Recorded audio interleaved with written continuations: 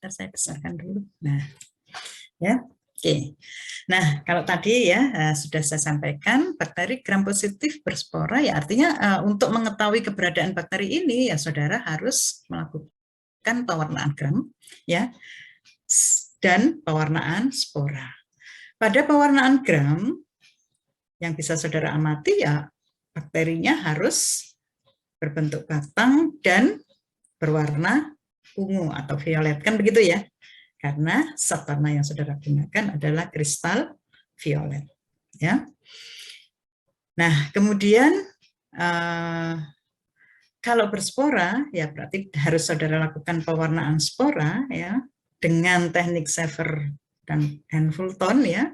Maka spora bakteri ini bisa saudara amati akan tampak berwarna hijau. Kan begitu ya, kemarin ya. Sudah pewarnaan spora? Sudah ya, jadi nanti saudara bisa mengetahui seperti apa bentuknya spora ya, kemudian letaknya di mana, itu dengan pewarnaan spora. Nah, pada bakteri yang bersifat gram positif berbentuk batang dan membentuk spora, itu yang mempunyai peran pada penyakit hewan itu tidak banyak ya, jadi ada 2 golongan atau 2 genus, yaitu genus Bacillus dan Clostridium. Yang keduanya ini merupakan satu famili yaitu Bacilliaceae. Ya, nanti untuk ini bisa saudara baca sendiri ya nanti ya. Jadi saudara sambil membaca-baca sebenarnya ini apa urdunya ya, kelasnya bagaimana gitu ya. Nah, sebenarnya dari kedua genus ini bisa dibedakan ya berdasarkan kondisi kehidupannya ya. Jadi karena apa? Karena bakteri yang termasuk atau yang tergolong Bacillus itu dia tumbuh pada kondisi aerob, sedangkan Clostridium tumbuh pada kondisi anaerob. Nah, artinya dari cara inkubasinya ya nanti pada saat saudara melakukan identifikasi itu kan sudah berbeda ya. Kalau bakteri yang tergolong Clostridium saudara inkubasi dalam kondisi aerob ya akan tumbuh kan begitu ya. Nah, sehingga kondisi pertumbuhan ini perlu nanti difahami pada saat saudara akan menumbuhkan bakteri-bakteri tersebut. Nah, baik Bacillus maupun Clostridium itu sebenarnya sudah banyak yang dikenal ya di dunia keberadaannya ya, karena memang bakteri ini banyak ditemukan ya baik di udara ya di tanah ya, karena memang dia membentuk spora sehingga dengan ukuran yang sangat kecil itu sangat mudah ya dibawa angin kemana-mana gitu. Jadi keberadaannya itu hampir di seluruh dunia ada. Nah, Bacillus maupun Clostridium ini sebenarnya sudah dikenal ya, ada beberapa spesies banyak sekali ya, tetapi yang penting yang saudara ketahui untuk bakteri ini ya, tentunya adalah yang mempunyai peran pada penyakit hewan. Bacillus ada satu spesies yaitu Bacillus anthracis, karena Bacillus anthracis ini mampu menginfeksi hewan ya, dapat menyebabkan penyakit yang disebut dengan atau yang dinamakan penyakit antraks ya, atau penyakit radang limpa ya, penyakit yang mana penyakit ini merupakan penyakit yang harus diwaspadai ya, karena merupakan penyakit yang dapat menyebabkan kematian pada hewan ya. Selain itu, penyakit yang disebabkan oleh Bacillus anthracis itu merupakan penyakit zoonosis, sehingga kewaspadaannya untuk bioterorisme itu juga perlu diwaspadai kan begitu ya. Oke. Nah, sedangkan pada Clostridium ini sebenarnya banyak ditemukan beberapa spesies ya, atau sudah diketahui ada beberapa spesies yang dapat menginfeksi pada hewan ya, ternyata selain dapat menginfeksi, bakteri ini juga mampu menghasilkan toksin, yang mana hanya toksinnya saja yang masuk ke dalam tubuh host, ya, jadi baik hewan maupun manusia, itu dapat atau sudah bisa mempengaruhi dan dapat menyebabkan penyakit. Ya. Nah, sedangkan untuk penyebab penyakit infeksi, ya, karena memang bakteri-bakteri ini mempunyai habitat dan dia akan menginfeksi organ yang berbeda, sehingga nantinya akan menyebabkan kelainan organ yang berbeda dan menunjukkan secara klinis itu berbeda, ya, sehingga masing-masing spesies ini akan menyebabkan penyakit dengan nama yang berbeda-beda juga, gitu, ya.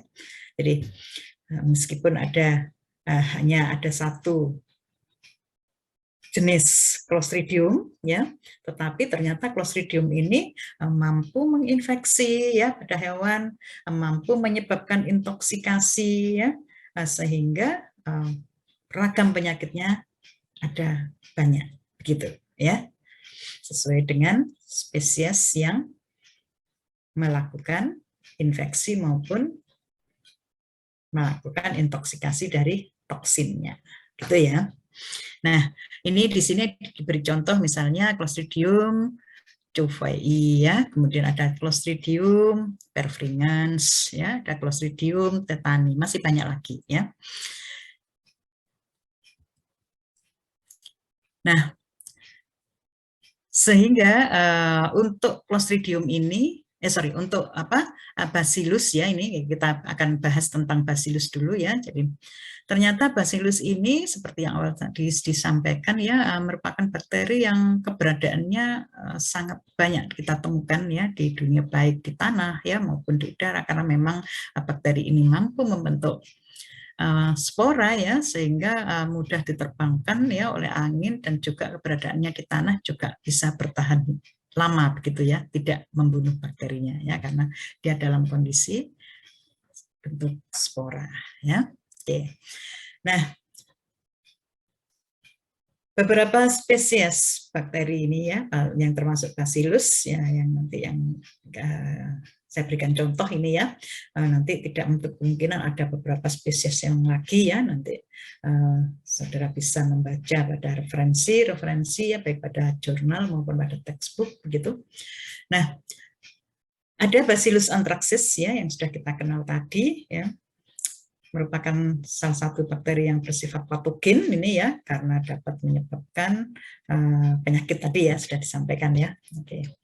Nah, kemudian ada Bacillus cereus, ya. Selanjutnya ada Bacillus thuringiensis, Bacillus subtilis, dan Polymixa. Nah, sebenarnya ke semua Bacillus ini secara umum yang bisa saudara amati karakternya adalah merupakan bakteri bentuk batang, ya, gram positif, mampu membentuk spora atau berspora, dan bersifat aerob. Kan begitu, ya. Nah, tetapi masing-masing spesies nanti mempunyai, mungkin ada beberapa yang mempunyai ciri tertentu sehingga bisa digunakan untuk identifikasi. Ini sebagai contoh di bawah itu sudah saya berikan, ya. Pada bakteri yang tergolong Bacillus itu sebenarnya semuanya motil, ya, kecuali Bacillus anthracis, kan begitu, ya. Sehingga pada pemeriksaan identifikasi dengan secara mikroskopis, saudara sudah bisa menemukan bentuknya batang, ya, kemudian bersifat gram positif, non motil, kan begitu, ya, mampu membentuk spora, ya.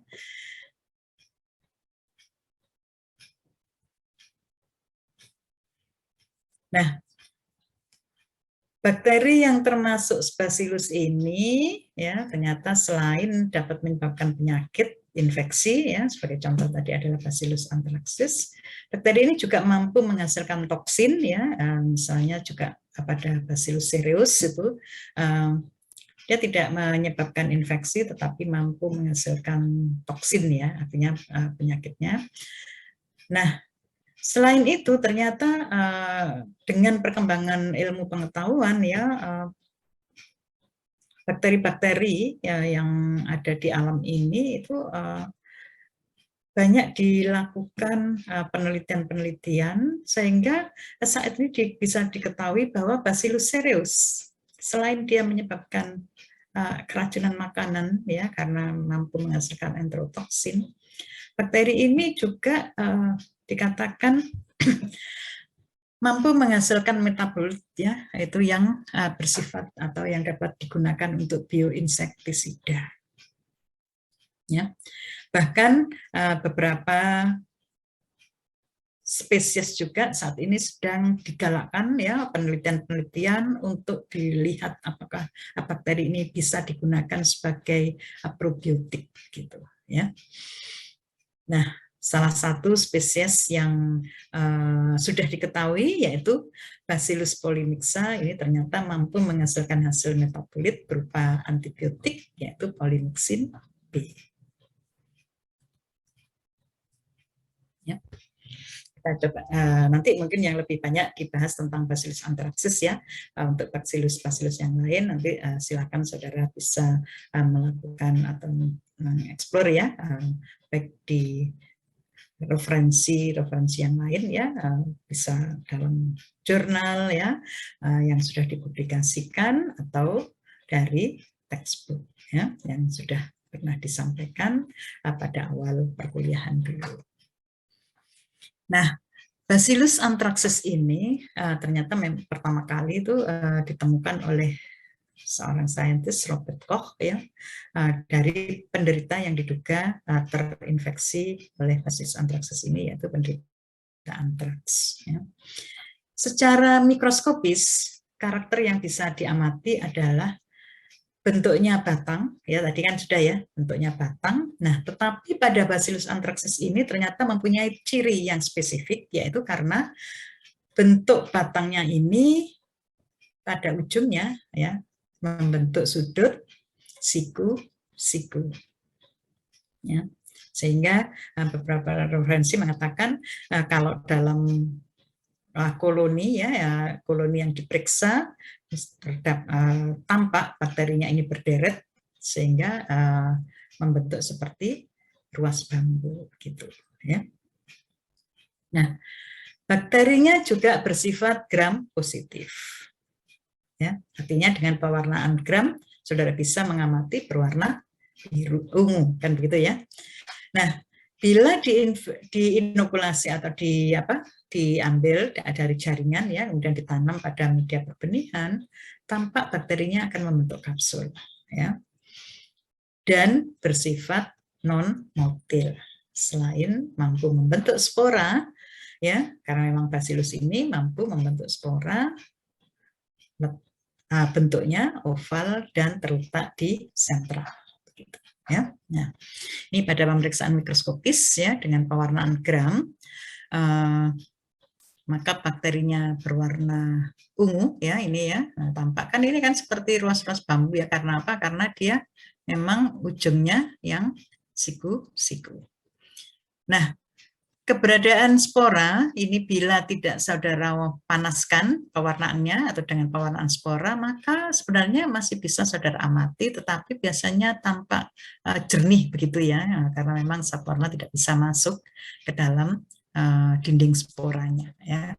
Oleh karena itu kalau pada pemeriksaan dengan pewarnaan gram maka saudara juga bisa sebenarnya mengamati spora bakteri tersebut gitu ya. Nah, tapi tidak berwarna. Nah, di sini saudara melihat ya ada gambar luka ya, lesi ini ya pada manusia ya, pada manusia karena memang bakteri ini menyebabkan penyakit yang bersifat zoonosis ya. Jadi bisa ditularkan dari hewan ya ke manusia.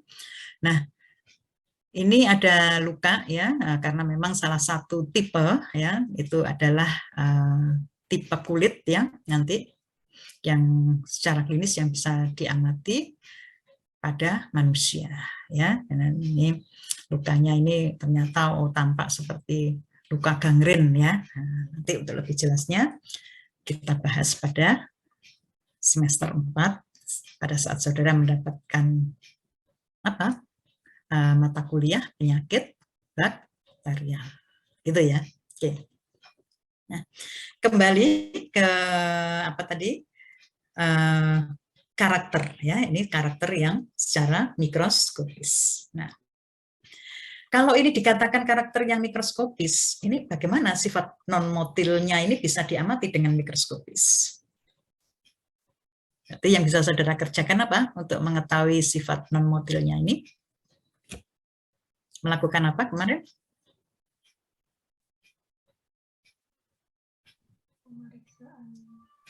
Melakukan apa?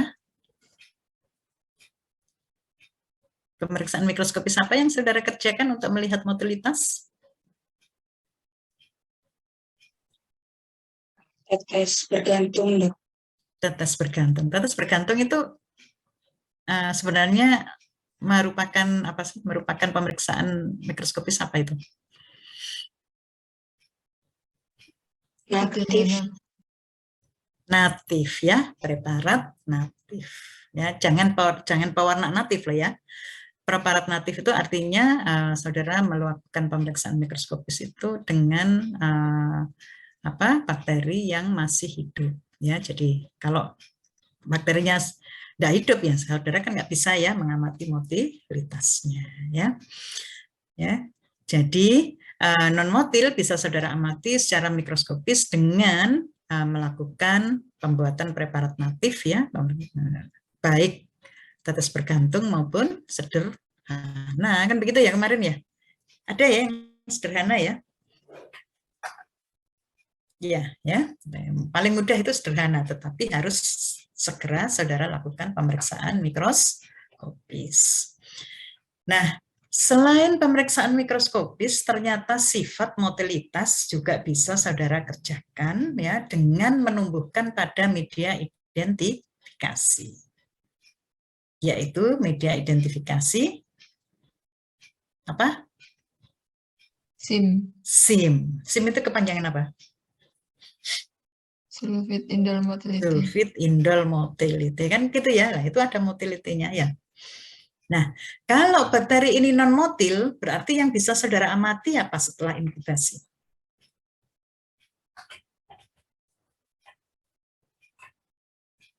Apa yang bisa diamati pada media SIM tersebut?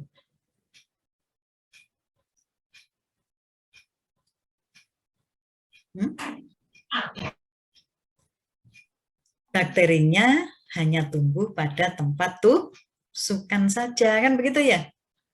Ya, nah ini yang bisa saudara amati nanti. Nah, ternyata kalau pada media SIM itu tidak hanya motilitas saja yang bisa saudara amati, tetapi saudara bisa mengamati sifat biokimia yang lain, yaitu adanya pembentukan indol dan pembentukan gas H2S ya. Ya, jadi sekaligus kalau saudara mau menginokulasi atau melakukan uji pada media identifikasi SIM, maka yang bisa saudara amati ada motilitas ya, ada pembentukan H2S dan pembentukan indol. Kan begitu ya? Ya. Nah, tadi sebenarnya di manusia itu tidak hanya tipe kulit ya, nanti pada semester depan, semester 4 insya Allah nanti saudara akan menemukan bahwa atau mempelajari ternyata tipe antraks ya, penyakit antraks ini kalau di manusia itu bisa kulit ya, bisa tipe pernafasan ya, dan juga tipe pencernaan ya. Nah, kalau pada hewan penyakit ini memang sangat merugikan karena penyakit ini dapat menyebabkan kematian pada hewan ya. Nah, kematiannya juga biasanya ditandai dengan kematian yang mendadak begitu ya. Tapi memang sering kita bisa menemukan adanya perdarahan mungkin ya di hidung, di mulut begitu ya, di anus barangkali begitu ya.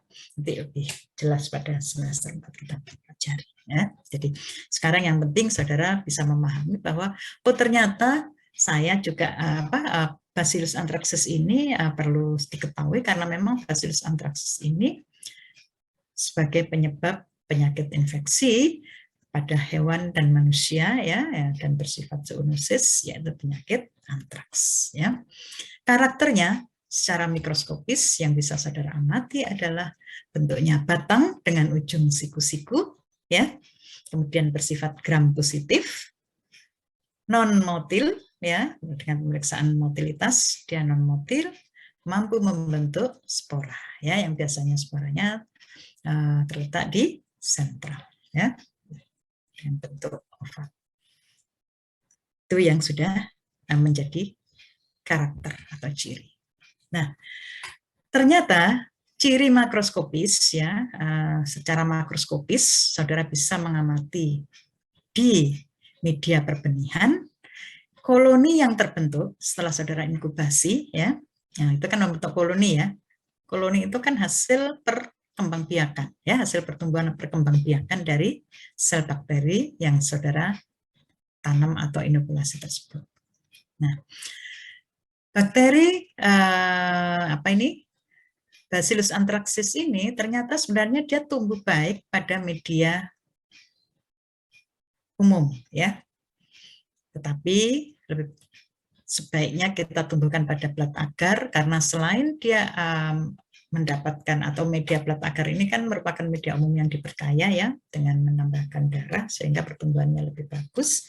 Selain itu juga kita bisa mengetahui sifat dari bakteri ini apakah mampu menghemolisis, ya, atau melisiskan sel darah merah dari darah tersebut atau tidak. Ya, jadi sekaligus nanti juga saudara akan menambah apa? Menambah mengetahui karakter dari bakteri tersebut, apakah mampu membentuk hemolisis atau tidak, ya. Nah, pada plat agar koloninya putih, tetapi sebenarnya berwarna putih, ya, bentuknya bulat, tetapi pinggirannya tidak rata, ya. Jadi pinggirannya tidak rata itu tidak beraturan, ya. Dan kalau diperbesar tampak seperti apa itu? Untaian-untaian begitu, ya. Nah, ini oleh karena itu ada yang menyebut sebagai membentuk kabut medusa, ya. Nah, bakteri ini juga tidak menyebabkan lisis, ya. Oleh karena itu disebut non-hemolisis. Tetapi bila ditumbuhkan pada serum agar, ya, dengan kondisi CO2 5%, ternyata tampak bakterinya ini bentuknya halus, ya. Jadi strukturnya ini halus, ya, teksturnya bukan struktur, ya, dan teksturnya ini tampak lebih halus gitu. Nah, selain sifat atau karakter dari makroskopis, ya, maupun mikroskopis tadi, bakteri ini mempunyai sifat bisa diketahui dengan identifikasi secara biokimia, yaitu antara lain mampu atau pada uji katalase itu menunjukkan hasil yang positif, ya. Nanti hasil katalase ini bisa saudara amati, yaitu dengan menambahkan bahan, ya, larutan hidrogen peroksida 3%, ya.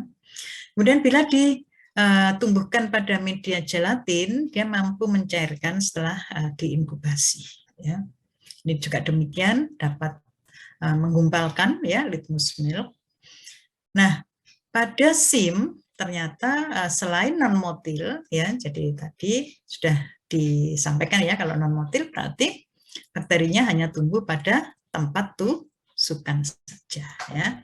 Kemudian indolnya juga negatif, sehingga untuk mengetahui indol karena saudara harus menambahkan larutan suatu reagen, ya, yang disebut dengan reagen Kova, maka saudara tidak akan menemukan cincin yang berwarna merah, ya, bentukan cincin yang berwarna merah seperti gambar ini, dan H2S-nya negatif sehingga medianya tidak akan berubah menjadi warna hitam, ya.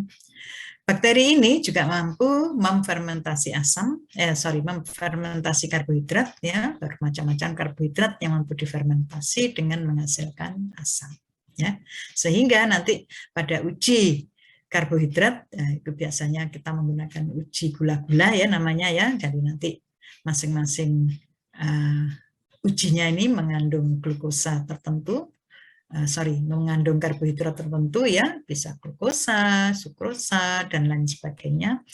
Maka bila dia mampu membentuk asam atau memecah karbohidrat ini, maka akan berubah warna dari merah menjadi kuning. Ya. Selanjutnya uji yang lain yaitu ada uji MRVP. Ya, mengapa uji MRVP ini disebut sebagai MRVP?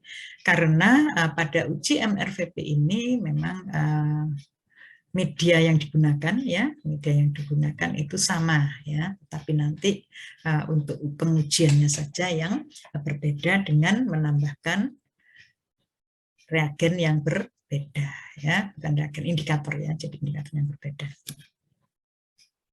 Nah, selain itu dikatakan bakteri ini dapat mereduksi nitrat menjadi nitrit ya. Nah, sebenarnya daya tahan ini juga merupakan sifat ya dari bakteri itu, tetapi lebih seringnya nanti kemampuan untuk mempertahankan hidupnya ya, itu biasanya nanti untuk bisa digunakan untuk pengendalian gitu ya. Nah, biasanya bakteri-bakteri yang mampu membentuk spora itu memang mempunyai daya tahan yang lebih bagus ya, lebih baik dibandingkan bakteri yang tidak membentuk spora. Karena memang spora ini akan melindungi ya, dalam bentukan spora itu akan melindungi si sel bakteri ini dari kondisi yang dianggap tidak menguntungkan untuk kehidupannya. Nah, beberapa struktur antigen ya dan toksin yang bisa dihasilkan itu memang bakteri ini sangat mematikan ya, sehingga dia mempunyai beberapa toksin ya yang akan mempengaruhi kerja dari bakteri ini nanti sehingga bisa menyebabkan sampai akhirnya juga kematian ya gitu. Dan antigen ya, sifat antigenik ini bisa didapatkan ya baik secara somatik ya, kemudian kapsular ya, karena bakterinya non-motil sehingga tidak mempunyai flagelar antigen, tetapi dia mempunyai protektif antigen. Nah, pada saat saudara melakukan pertumbuhan, biasanya ya kalau misalnya bakteri ini dari bahan atau spesimen yang diduga berasal dari penderita antraks, itu biasanya memang yang perlu kita waspadai adalah adanya bakteri yang mirip antraks ya. Jadi bukan mirip antraks ya, kalau antraks itu penyakitnya, kalau bakteri itu adalah Bacillus anthracis ya, yang mirip Bacillus anthracis, tetapi sebenarnya dia Bacillus spesies yang lain gitu ya, dan merupakan bakteri yang tidak patogen ya. Jadi ada beberapa yang bisa membedakan antara lain dari motilitasnya ya, kemampuan membentuk kapsul, kemudian bagaimana kekeruhannya di dalam media cair ya, dan tentunya adalah sifat patogenitasnya ya. Nah, untuk Bacillus anthracis ya, jadi secara karakter saudara sudah mengenal tadi ya. Jadi baik karakter mikroskopis maupun karakter biokimia ya. Nah, untuk bakteri-bakteri yang lain itu memang biasanya itu hampir sama ya. Artinya Bacillus ya mempunyai sifat yang hampir sama, tetapi memang mungkin ada beberapa uji biokimia ya yang nantinya bisa saudara bedakan, juga mungkin kemampuan menghemolisis ya, kemudian motilitasnya itu bisa dibedakan ya. Nanti coba saudara bisa melihat ya, misalnya pada ini ya, ini yang saya beri contoh ini misalnya pada Bacillus cereus ya, dan Bacillus thuringiensis ya, nah ini Megatherium ya, dan Bacillus subtilis dan Polymixa ya. Nanti yang lainnya bisa saudara eksplor sendiri ya. Nah, Bacillus anthracis ya tadi dari beberapa yang disampaikan tadi ini pada dasarnya ya yang bisa mencirikan ya, jadi nanti bisa saudara baca sendiri ya. Gitu. Nah, kemudian yang kedua yaitu tentang Clostridium. Ya. Berbeda dengan Bacillus, maka Clostridium ini dia mempunyai kemampuan hidup ya, jadi untuk bisa berkembang biak ya hidup, nah itu pada kondisi anaerob. Sehingga nanti di laboratorium saudara juga akan melakukan inkubasinya itu dalam kondisi anaerob ya. Nah, masih ingat ya pada saat saudara sudah pernah atau sudah mempunyai gambaran ya pada saat pengenalan alat mungkin ya, itu sepertinya sudah disampaikan ya pengenalan alat ini ya. Jadi nanti bagaimana saudara menginkubasi ya, apakah secara anaerob atau aerob ya, bahkan mungkin pada mikroaerofilik ya, nanti dibaca-baca kembali. Nah, bakteri Clostridium ini sebenarnya merupakan bakteri yang yang banyak dikenal spesiesnya yang bersifat patogen ya, seperti tadi yang sudah disampaikan ya. Jadi untuk sifatnya itu memang hampir sama ya dengan Bacillus ya, tetapi hanya kondisi pertumbuhannya yang perlu kita ketahui bahwa kondisinya dia tumbuh dan berkembang pada hidup dan berkembang pada kondisi anaerob ya. Kalau nanti kondisinya tidak dalam kondisi anaerob ya, karena bakteri ini mampu membentuk spora, maka dia akan dalam bentuk spora untuk mempertahankan dirinya. Nah, beberapa spesies ini tadi yang sudah saya sampaikan ya, ternyata sebenarnya bakteri ini mempunyai bermacam-macam spesies ya yang mampu menyebabkan kasus infeksi ya, menyebabkan kasus penyakit infeksi pada hewan, atau bahkan tanpa harus masuknya mikroorganisme ini ya, ini hanya karena toksinnya saja itu sudah dapat mempengaruhi fungsi dari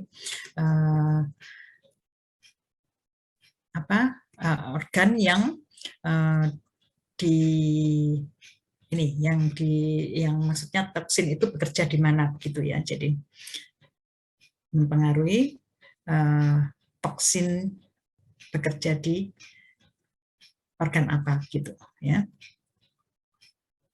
Nah, sehingga nanti bisa dikatakan bahwa Clostridium ini mampu menyebabkan penyakit infeksi dan bisa juga karena kasus intoksikasi. Yang intoksikasi misalnya pada kasus Clostridium tetani ya, pada spesies Clostridium tetani ini ternyata dan Clostridium botulinum itu merupakan bakteri yang mampu membentuk toksin ya, jadi mampu membentuk toksin di luar tubuh host ya, sehingga bila toksinnya masuk ke dalam hewan atau manusia yang diduga nanti sebagai penderita penyakit ini ya, maka toksin tersebut sudah bisa bekerja mempengaruhi organ yang ada di dalam tubuh, ya, sehingga kasusnya disebut sebagai masuknya toksin atau intoksikasi, ya, atau yaitu pada Clostridium tetani dan botulinum. Nah, Clostridium yang lain ini ada penyebab penyakit infeksi, ada Chauffoii, ya. Kemudian ada Septicum, ada Clostridium perfringens, Clostridium novii, dan Clostridium hemolyticum. Ini yang sudah banyak diketahui ya. Clostridium Chauffoii ini menyebabkan penyakit yang disebut dengan black leg ya, atau radang paha. atau nama penyakit lainnya adalah Brugfur. Ya, ini juga merupakan penyakit yang nanti juga akan banyak menyebabkan atau bahkan bisa juga kematian pada hewannya. Ya. Selain itu juga ada Clostridium septicum yang menyebabkan penyakit yang hampir sama ya dengan secara klinis ya, yang bisa saudara amati nanti adanya luka pada otot ya, itu adalah Clostridium septicum ya, sehingga penyakitnya disebut sebagai Brugfur. Ya. Kemudian ada Clostridium perfringens. Clostridium perfringens ini nama lainnya adalah Clostridium welchii ya, bisa disebut itu juga. Nah, pada Clostridium perfringens ini memang pada dasarnya ini akan menyebabkan, karena memang habitatnya selain pada saluran pencernakan ya, oleh karena itu dia akan menyebabkan kelainan atau penyakit pada saluran pencernakan ya. Clostridium perfringens ini ditemukan beberapa tipe ya, sehingga dapat menyebabkan kondisi atau klinis yang berbeda ya. Karena itu nanti juga penyakitnya akan disebut berbeda ya. Sama dengan Clostridium novii ya. Jadi kalau Clostridium perfringens ini memang pada dasarnya ini biasanya secara masuknya melalui peroral ya, dan karena habitatnya memang pada saluran.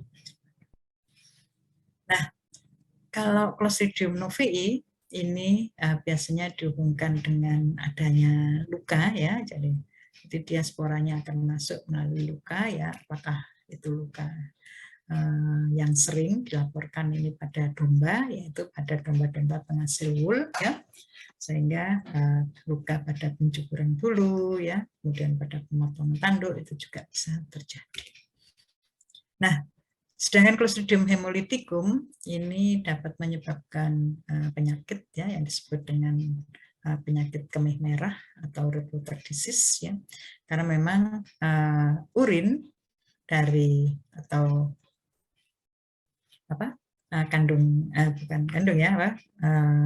urin atau kencing dari hewan ini menunjukkan warna merah ya, karena memang adanya hemoglobinuria. Nah, selain itu pada Clostridium hemolyticum ini juga bisa terjadi jaundice ya, ini bisa kita amati baik pada kulit ya, pada hewan-hewan yang tidak berbulu biasanya pada kulitnya itu kita bisa mengamati, maupun pada mukosanya. Nah, sedangkan Clostridium tetani ini merupakan biasanya yang sering adalah kasusnya intoksikasi ya. Jadi toksin dari Clostridium tetani yang dihasilkan ini ya, yang masuk ke dalam tubuh kemudian akan mempengaruhi syaraf ya, bekerja di syaraf begitu. Sehingga manifestasi klinisnya berupa kekejangan ya, kekejangan. Hasilnya terjadi kekejangan terus-menerus. Nah, kalau Clostridium botulinum ini biasanya sering bersama dengan bahan makanan ya, jadi makanan yang karena memang toksin-toksin ini tahan terhadap pemanasan ya, sehingga biasanya pada makanan yang berkaleng meskipun sudah dengan pemanasan dan masih bisa kita temukan adanya toksin di dalam bahan makanan tersebut, yang mana ini yang akan menyebabkan kasus intoksikasi gitu ya. Nah, ini nanti untuk sejarah penemuannya ya, nanti coba saudara juga explore ya, nanti coba dicari begitu ya. Ini sebagai contoh saja, misalnya bakteri Clostridium botulinum ini penemunya adalah Emil van Erman ya. Ini dari ini asalnya ini ya, awalnya ini karena ada kejadian penyakit ya yang disebabkan karena setelah makan sosis darah ya yang dikatakan mentah begitu ya. Kemudian ditemukan bakterinya. Ini sebagai contoh saja ya, nanti untuk yang lainnya saudara bisa mencari di beberapa referensi begitu.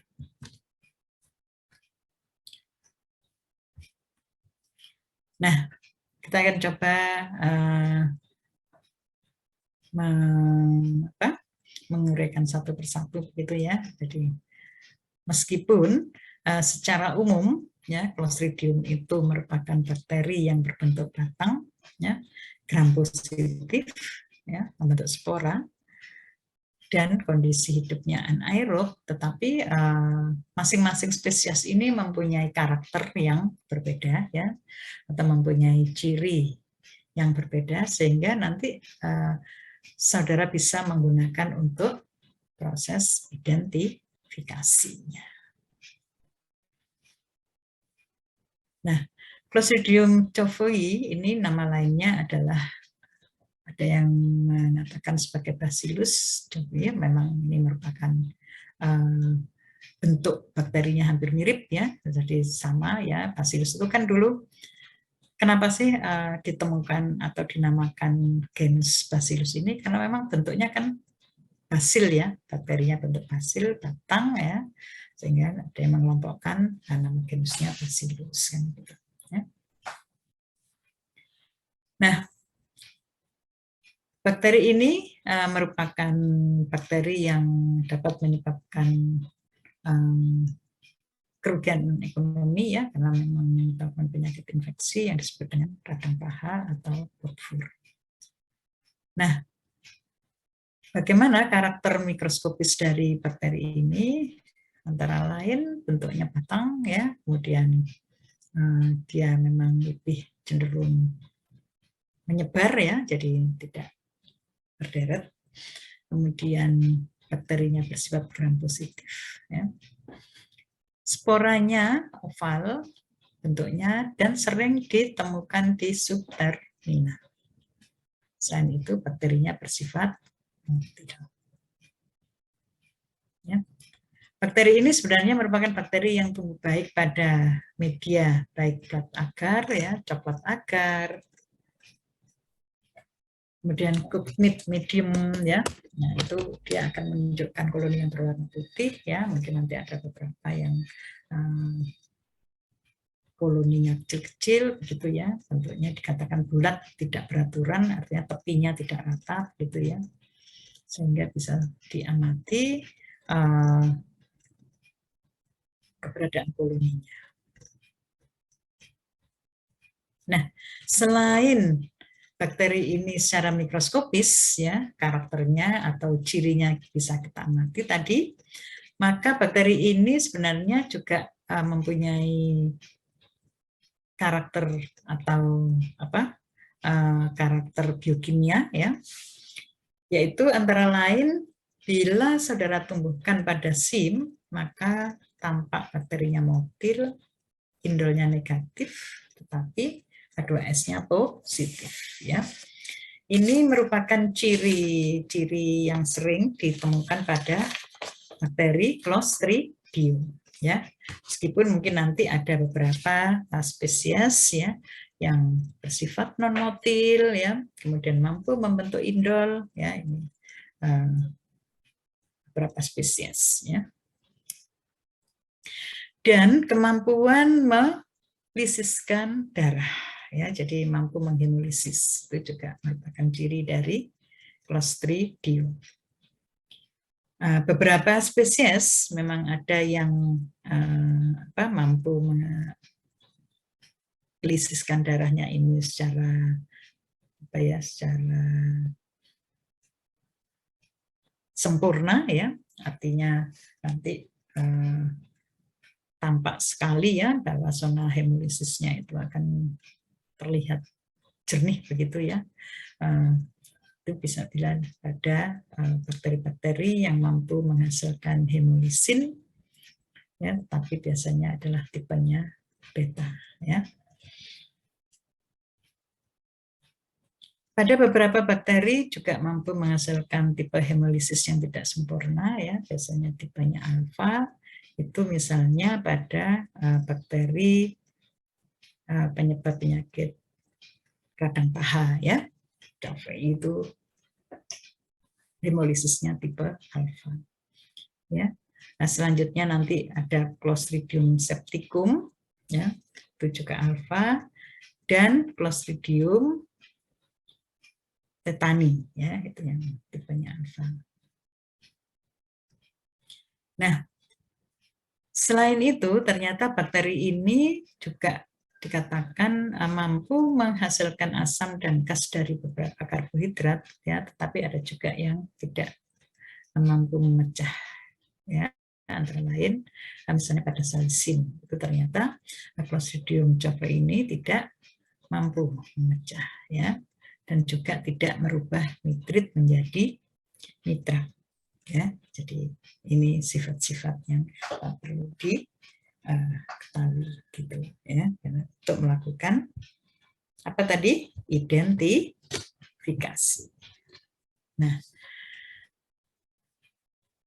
pertanyaannya sekarang, kalau misalnya ya tadi kan sudah dikatakan pada apa tadi, Bacillus anthracis ya, saudara temukan bahwa atau saudara bisa mengetahui ternyata kalau Bacillus anthracis itu non-motil ya, sehingga pada SIM itu hanya tumbuh pada tempat tusukan. Nah, sedangkan Bacillus ini, Bacillus cavei ini adalah bersifat motil ya, dan juga hampir beberapa bakteri Clostridium itu bersifat motil.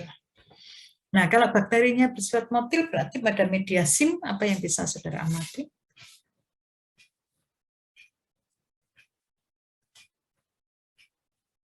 Apa yang bisa diamati kalau bakterinya motil?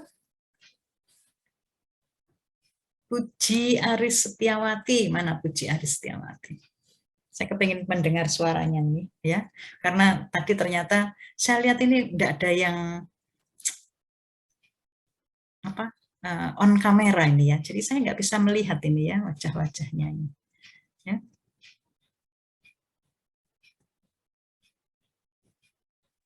Kalau motil pada media SIM terlihat seperti kabut, dok. Seperti kabut. Iya, kabut. Seperti kabut itu sebenarnya apa sih? Apanya itu yang seperti Itu kabut? pergerakan bakterinya, dok. Pergerakan bakterinya. Jadi bakterinya pergerakannya seperti kabut gitu.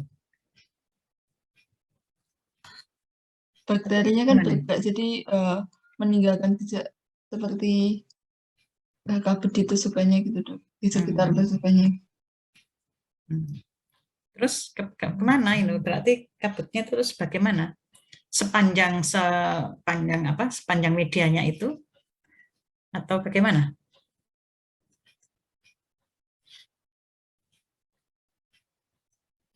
Di sekitar tusukan, dok. Di sekitar tusukan.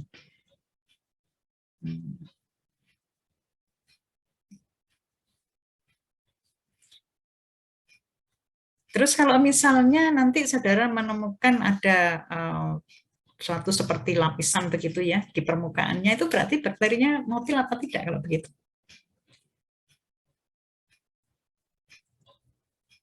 Ternyata saya nggak menemukan kabut itu di medianya itu ya, tapi saya melihat ada seperti layer itu apa itu ya, lapisan begitu ya. Ternyata dia ada di permukaannya begitu.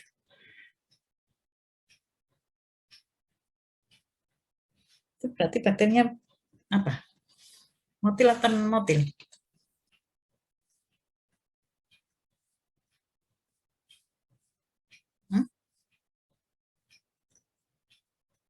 Sebenarnya itu kekeruhannya ya, jadi kekeruhan ya, tidak bukan ya, memang kadang-kadang menyerupai karena memang dia lebih tebal begitu ya, itu karena memang pertumbuhan bakteri itu sebenarnya ya di media itu ya.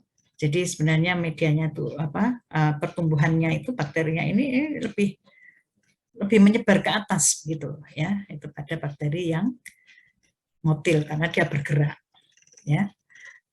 Atau bahkan mungkin bisa juga hanya pada permukaannya saja ya, jadi ternyata pada tempat tusukan kita tidak temukan itu pertumbuhan bakterinya ya, karena sebenarnya yang kita ketahui di tempat tusukan itu adalah merupakan pertumbuhan bakterinya ya, sehingga tampak seperti agak keruh begitu ya, sepertinya di media tersebut ya. Nah, selain itu dikatakan indolnya negatif ya, H2S-nya positif. Berarti bagaimana ini yang bisa kita amati pada media SIM?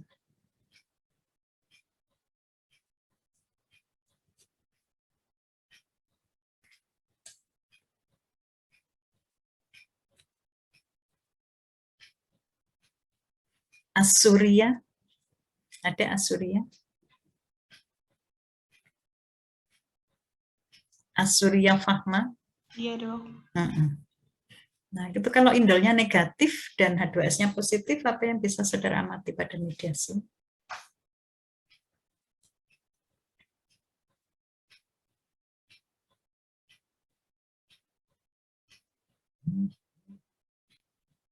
Sudah ya, nah, saudara kemarin kan sudah mendapatkan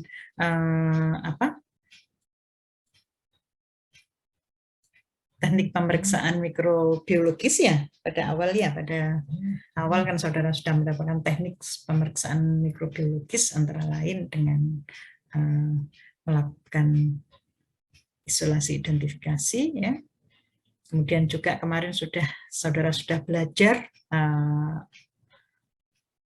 bakteri-bakteri yang termasuk famili Enterobacteriaceae ya, kan berarti saudara sudah mengenal ya media SIM ya. Sudah praktikum identifikasi, media identifikasi. Sudah dok. Sudah apa belum? Sudah.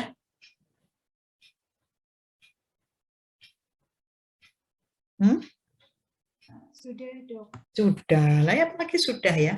Nah, berarti kan saudara sudah tahu ya. Nah, kalau pada media SIM ya, ternyata dikatakan indolnya negatif ternyata ya, H2S-nya positif. Sehingga nanti pada saat saudara uji dengan melakukan pertumbuhan atau melakukan penanaman pada media SIM ini, apa sih yang seharusnya saya amati bila bakteri tersebut tidak membentuk indol dan tidak membentuk gas H2S.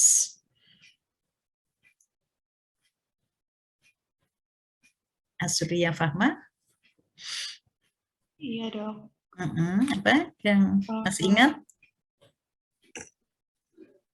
Untuk cincin warna kuning dan H2S warna hitam dok. Untuk cincin warna kuning itu yang apa itu yang dimaksud? Cincin warna kuning itu apa? Saya kenapa yang kuning? Indol dok. Iya. Indol itu kan tidak harus saudara tambahkan apa untuk mengetahui indol itu? Kan tidak hanya setelah saudara tidak hanya cukup diinkubasi saja kan? Ya. Harus tambahkan apa? Kalau saudara inkubasi kan saudara nggak bisa mengetahui apakah membentuk indol dengan ini, iya atau tidak.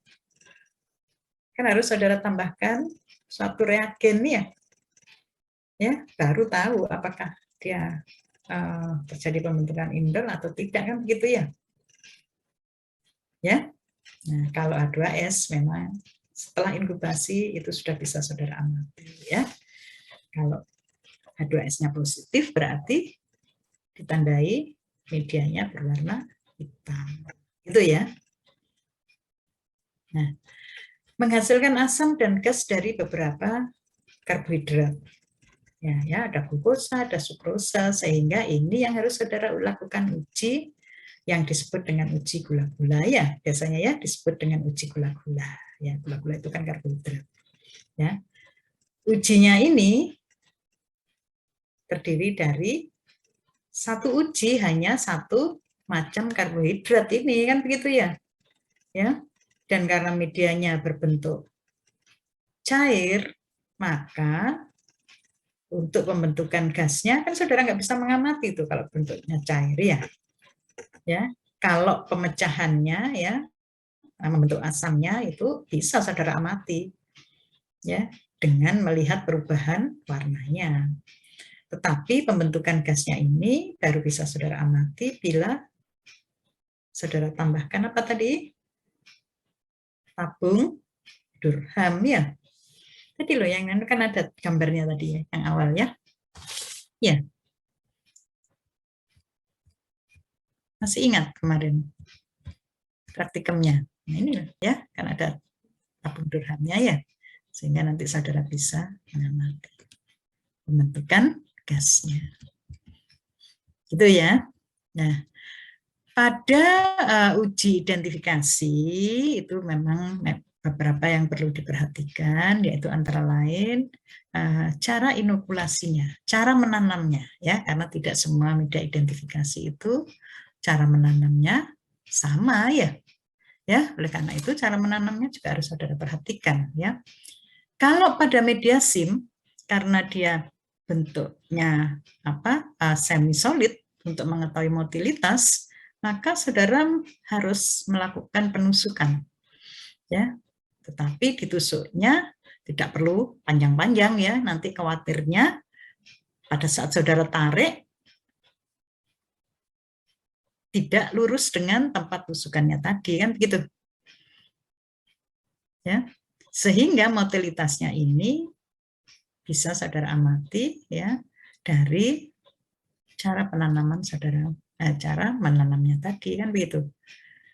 Kalau non motil ya bakterinya ini hanya tumbuh pada ya tampak kekeruhannya itu hanya di tempat tusukan saja kan begitu ya, karena bakterinya non motil tidak bergerak ya kan ya. Tapi kalau motil dia justru akan bergerak ya, biasanya karena bakterinya itu juga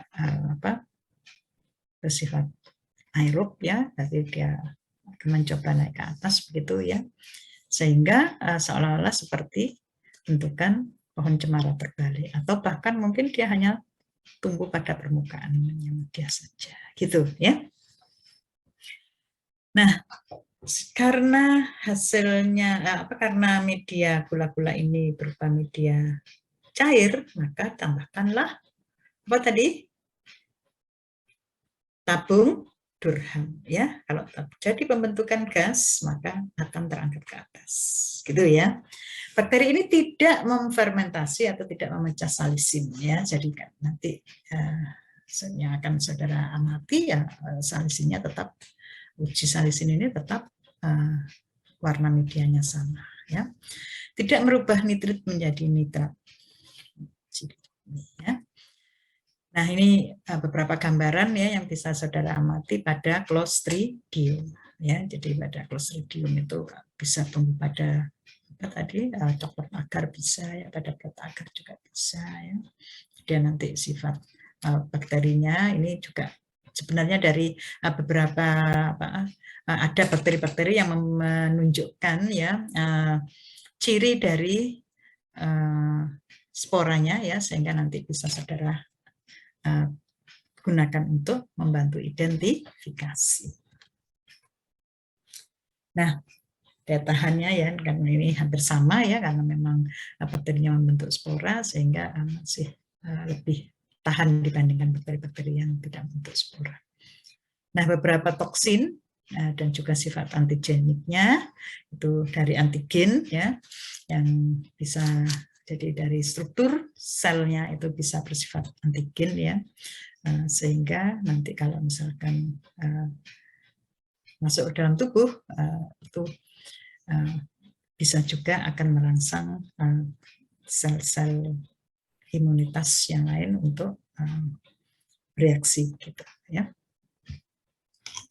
Nah, Clostridium Clostridium septicum ini hampir sama ya, karena memang manifestasi klinisnya juga hampir sama dengan radang paha Sehingga bakteri ini mempunyai sifat, dikatakan mempunyai sifat yang hampir sama baik secara mikroskopis ya.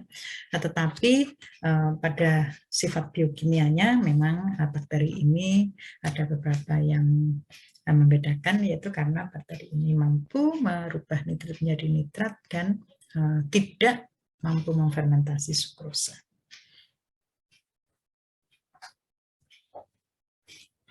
Sedangkan pada Clostridium novii ya, Clostridium novii ini memang ada beberapa tipe ya nanti yang bisa dibedakan ya berdasarkan manifestasi klinisnya. Tetapi bakteri ini mempunyai sifat ya, ini hampir sama ya secara mikroskopis ya. Tapi pada sifat biokimianya, bakteri ini tidak mampu memfermentasi salisin maupun laktosa, ya hampir sama dengan Jovoi tadi, tidak juga mampu merubah nitrit menjadi nitrat, ya. Nah, struktur antigennya maupun toksinnya ya, struktur antigennya juga bersama, yaitu ini kok struktur antigennya nggak tertulis ini ya, jadi somatik antigen ya, nah, kemudian jadi hampir sama ya dengan bakteri yang lain tadi ya, karena bakteri ini juga novii ini motil ya, biasanya juga mempunyai flagelar antigen ya. Dan beberapa penyakit ini sesuai dengan strain-nya itu ada yang menyebabkan kebengkakan pada bagian kepala, ya, pembengkakan pada bagian kepala, itu terutama pada domba. Memang ini hampir banyak itu ya karena ada faktor predisposisinya itu ada luka ya, jadi ada luka baik pada pemotongan bulu ya, pencukuran bulu maupun pada pemotongan tanduk ya, atau mungkin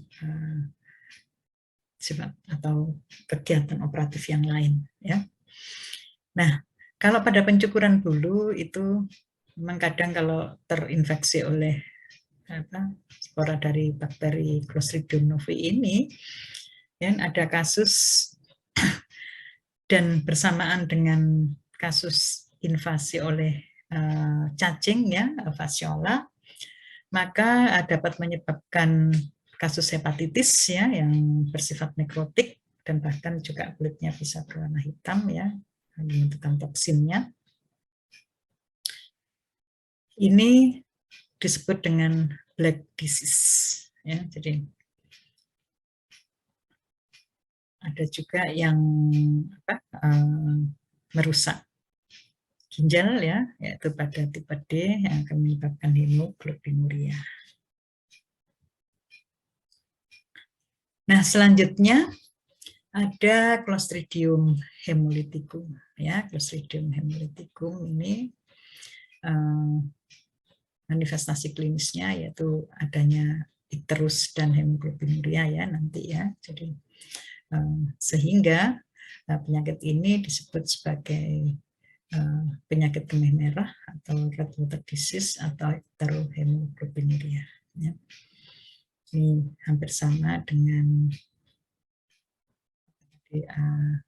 Clostridium novii ya pada tipe D, dan juga pada kasus leptospirosis ya, itu juga terjadi hemoglobinuria, ada icterusnya juga ya. Nah, pada Clostridium hemolyticum ini bisa dibedakan dengan Clostridium yang lain ya. Tadi Clostridium yang mampu membentuk atau tipe lisisnya ya, hemolisisnya ini adalah beta hemolisis ya, karena memang tipenya adalah beta hemolisin, jadi toksin yang dihasilkan adalah beta hemolisin ya. Sehingga pada inokulasi atau penanaman dengan pelet agar, maka saudara bisa mengamati adanya hemolisis ya, itu yang sangat jernih ya, karena memang hemolisisnya ini sempurna. Nah, berbeda dengan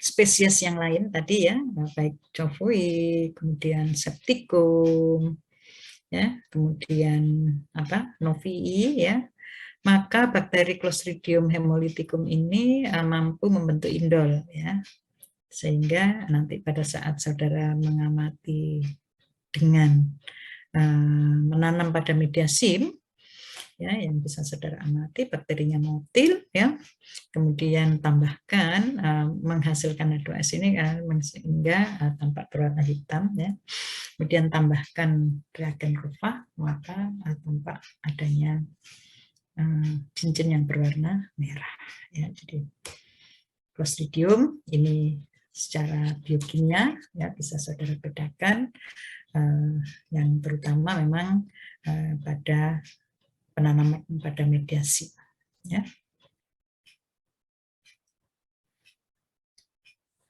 Nah, kemudian pada Clostridium perfringens ya, Clostridium perfringens atau Clostridium welchi ini memang pada dasarnya habitatnya ini di saluran pencernaan dan dapat menyebabkan kelainan atau penyakit pada saluran pencernaan. Ya. Nah, pada saluran pencernaan ini nanti bisa bermacam-macam ya manifestasinya, memang ada yang menunjukkan adanya diare ya, tapi ada beberapa strain juga yang mampu menyebabkan penyakit dengan tanda klinis yang lain. Nah, Clostridium perfringens ini sebenarnya ada satu penyakit pada unggas ya yang biasanya sering menyebabkan kematian ya. Bahkan kadang belum tidak tampak adanya diare begitu, yaitu pada penyakit necrotic enteritis ya nama penyakitnya, atau disebut dengan penyakit NE gitu ya. Ini sangat merugikan karena memang sering menyebabkan kematian pada ayam. Nah, bakteri ini juga tidak mampu ya, hampir sama ini sifatnya ya dengan Covui maupun Septicum, yaitu dalam kemampuan menghasilkan indol. Ya, tetapi bakterinya bersifat non-motil. Ini sepertinya satu-satunya bakteri yang bersifat non-motil dari Clostridium. Ya. Nah,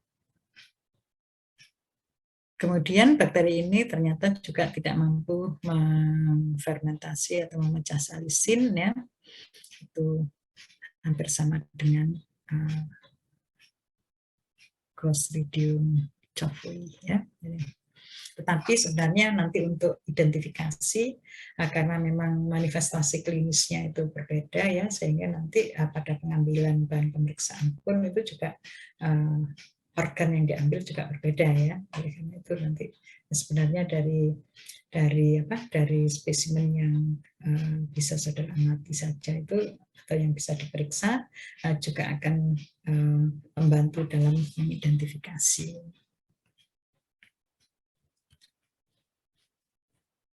Nah, ini yang tadi saya sampaikan, ada satu jenis atau satu strain ya, yaitu penyebab pulpy kidney disease ya. Jadi dia tidak ke saluran pencernaan tetapi lebih menyerang ke organ yang lain, yaitu pada ginjal ya.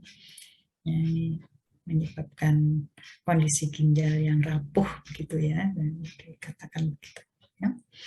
Nah, sedangkan toksin yang dihasilkan juga ada beberapa ya, ini beberapa ada referensi yang mengatakan alfa, beta, epsilon, dan iota ya.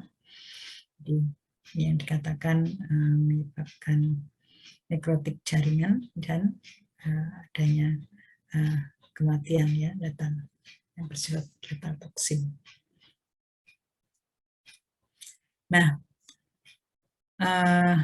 Selain itu, bakteri ini juga mampu menghasilkan toksin hemolysin ya. Jadi tadi hemolysinnya tipe beta, dan beberapa enzim yang mampu bekerja ya untuk apakah itu untuk merusak jaringannya atau bahkan merusak jaringan untuk mengadakan penyebaran gitu ya. Nah, kemudian ada Clostridium tetani ya, ini yang merupakan bakteri yang mampu membentuk toksin di luar tubuh dari host ya misalnya, dan bahkan toksinnya ini bisa masuk ke dalam tubuh hewan penderita, yaitu bersama dengan atau dengan dibantu dengan faktor predisposisi adanya luka ya, biasanya begitu. Nah, bakteri yang termasuk Clostridium tetani ini sebenarnya secara mikroskopis ya, morfologinya itu bisa diamati ya, jadi bisa diamati karena memang mempunyai tipe spora yang berbeda dengan bakteri yang lain ya, yaitu sporanya mempunyai ukuran yang lebih besar dibandingkan dengan sel bakterinya ya, dan terletak di ujung atau terminal ya, sehingga tampak pada pemeriksaan mikroskopis nanti bisa dilihat, atau tadi ya sebenarnya saudara juga sudah bisa melihat itu seperti sticknya drum ya, seolah-olah gambarannya seperti itu, sehingga bakteri ini sering disebut sebagai drumstick bakteria. Nah, ini juga hampir sama ya, jadi pada media umum bakteri ini juga bisa tumbuh ya, tapi kalau pada plat agar yang memang lebih bagus tumbuhnya ya, karena memang diperkaya dengan darah dan juga mampu melihat tipe hemolisisnya ya. Clostridium tetani ini merupakan bakteri yang mampu membentuk hemolisis tipenya alfa ya, sehingga hemolisisnya tidak sempurna ya, jadi hemolisisnya tidak sempurna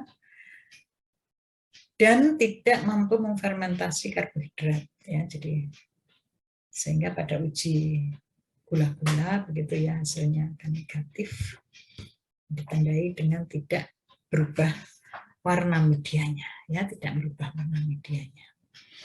Nah, bakteri ini Clostridium tetani ini juga bersifat motil ya, hampir sama dengan bakteri Clostridium yang lain ya, memang kebanyakan motil. Yang tadi kecuali yang non motil itu Clostridium apa? Clostridium perfringens ya, itu yang non motil. Nah, mampu membentuk indol dia, mampu membentuk indol dan mampu membentuk H2S. Jadi kemampuan membentuk indol tadi berarti sama dengan apa? Clostridium apa tadi yang mampu membentuk indol?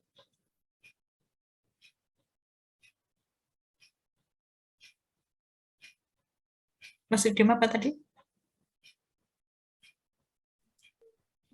Hemolyticum ya. Ya, jadi hemolyticum. Ya. Ini tidak menggumpalkan atau tidak mengkoagulasi milk ya atau susu, dan tidak mencarikan gelatin ya, berbeda dengan Clostridium covei tadi ya. Covei itu mampu mencairkan gelatin. Nah, ini gambaran secara mikroskopis ya, secara mikroskopis bakteri Clostridium tetani ya, yang ditandai dengan terbentuknya atau terlihatnya spora ya, yang ukurannya besar, terletak di apa tadi? Terminal ya, Jadi letak spora itu kan bisa di sentral ya, bisa di terminal maupun di subterminal. Ya.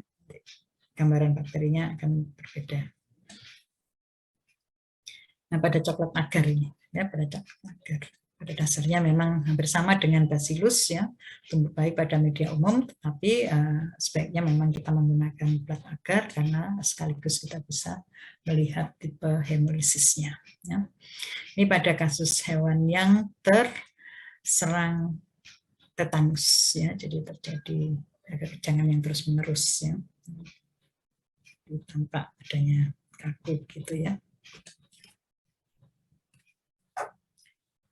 Nah, beberapa sifat antigeniknya itu berasal dari somatik antigen, ya, flagella antigen, dan toksin yang mampu dibentuk selain hemolisin, yaitu toksin yang bersifat neurotoksik, ya, jadi neurotoksin disebut sebagai tetanus plasmin. Jadi tetanus plasmin inilah yang mempunyai peran untuk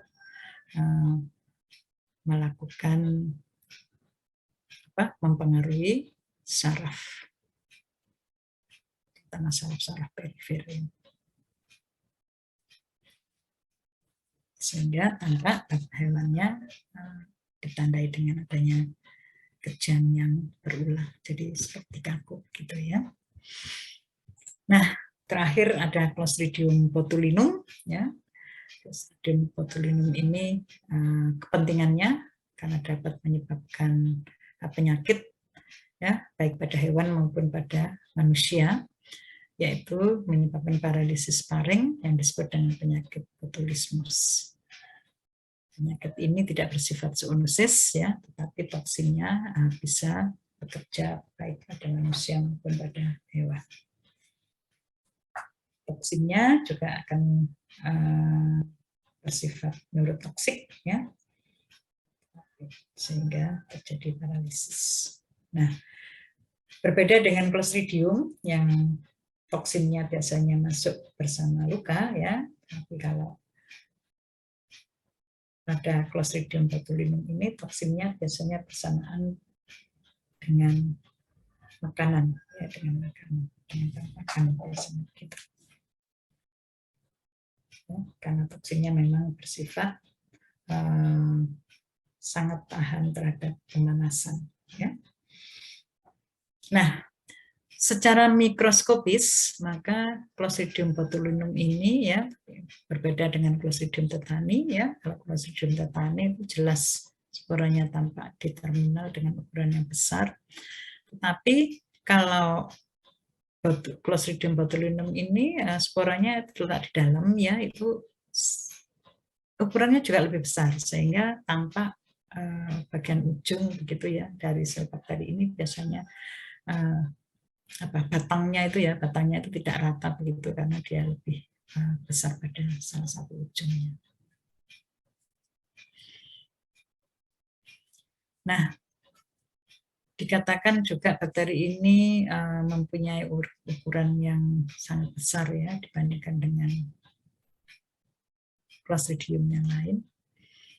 Pada pemeriksaan dengan atau pada inokulasi pada media identifikasi musim, maka bakteri ini juga sama sifatnya dengan Clostridium yang lain, yaitu dia bersifat motil, ya, kemudian tidak membentuk indol dan H2S-nya positif. Ya, jadi mampu mengkoagulasi litmus milk, ya, jadi akan terjadi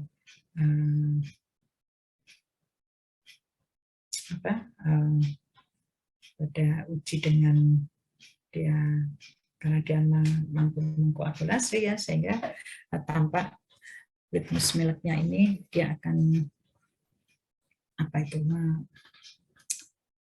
menjendal begitu ya, jadi kelihatan ada gumpalannya gitu ya.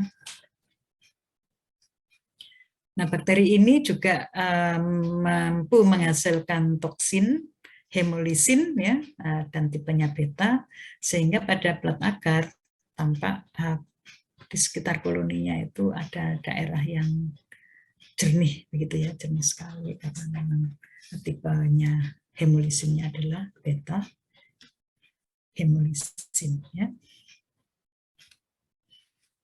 Nah, kemudian beberapa toksinnya juga hampir sama ya, jadi mampu seperti ini yang terutama yang beta ini ya, sama yang alfa ini, yang A dan B ini memang menghasilkan bersifat neurotoksik ya, sehingga akan mempengaruhi syaraf yang ada di paring ya, sehingga hewannya tidak bisa menelan, biasanya begitu ya. Nah, bakteri ini juga tahan terhadap pemanasan ya, karena mampu menghasilkan spora, tetapi toksinnya lah yang juga tahan ya terhadap pemanasan, sehingga biasanya bahkan makanan yang berkaleng itu juga bisa terkontaminasi oleh toksin ini ya, karena memang toksinnya sangat tahan terhadap panas ya. Nah, baik, ini yang bisa saya sampaikan ya. Mudah-mudahan apa yang saya berikan ini ya bisa memberikan gambaran saudara ya tentang bakteri gram positif ya yang berbentuk batang yang mempunyai peran pada penyakit hewan ya, baik yang bersifat zoonosis maupun yang tidak ya. Tidak banyak, hanya ada 2 genus yaitu Bacillus dan Clostridium ya. Jadi, salah satu spesies pada Bacillus yaitu Bacillus anthracis ya, yang perlu diwaspadai karena memang dapat menyebabkan penyakit yang sangat mematikan pada hewan dan juga bersifat zoonosis ya. Karena itu juga perlu diwaspadai adanya isu bioterorisme ya, yang menyebabkan penyakit pada manusia ya, yang bisa ditandai dengan lesi pada kulit ya, terutama itu memang karena penyakit ini bisa menunjukkan manifestasinya itu pada kulit dan pada saluran pernafasan ya, dan juga pada saluran pencernaan. Nah, berbeda dengan Bacillus Clostridium, ini merupakan bakteri yang hidupnya secara anaerob ya. Oleh karena itu perlu saudara perhatikan pada saat melakukan inokulasinya ya.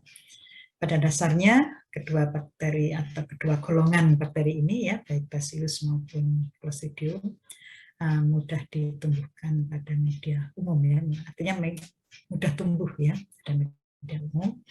Tetapi yang terbaik adalah menggunakan media plat agar ya. Selain media plat agar ini merupakan media yang diperkaya ya, sehingga lebih pertumbuhannya lebih bagus. Tetapi ini juga perlu diwaspadai ya, karena hampir semua bakteri juga mampu tumbuh pada media plat agar ya. Selain itu, pada media plat agar nanti saudara bisa mengamati adanya kemampuan melisiskan darah, kan begitu ya, kemampuan melisiskan darah dengan ditandai terbentuknya zona hemolisis ya. Pada Clostridium nanti ada 2 tipe ya, ada yang mampu membentuk alfa hemolisin, ada yang tipenya beta hemolisin. Ini juga bisa digunakan untuk membantu identifikasi ya.